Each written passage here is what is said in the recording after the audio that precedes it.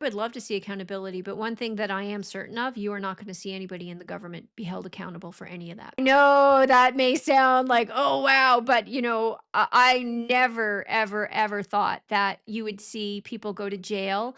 It was really funny, when I ran for the UCP down in Livingston McLeod, that was one of the things that they threw back at me is like, Nadine, you called for your opposition to go to jail. And I went, Jason Kenney, Shandro, we're on the same team. I'm not calling for them to go to jail because of my opposition. I'm calling them, to be held accountable for the decisions that they were made by them. And that's not acceptable, right? You cannot Mhm. call out a politician and ask them to be held accountable for their decisions and for the impacts and the consequences that the decisions that they make on other people.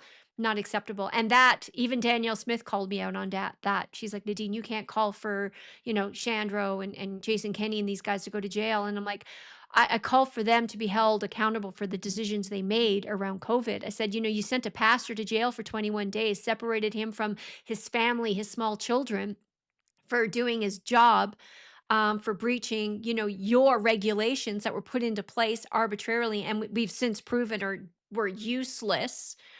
Were done strictly for control reasons, and yet I was, I got my wrist slapped. And I'm sitting here and going, so that was my day then, when I realized that even with the election of Daniel Smith, not a lot was going to change here, even provincially.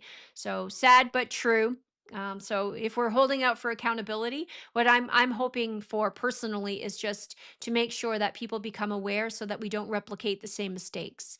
And hopefully moving forward, we can start pushing government for more accountability, and our MLAs, our MPs, our senior bureaucrats as well, right? This is why I'm such a big advocate of term limits.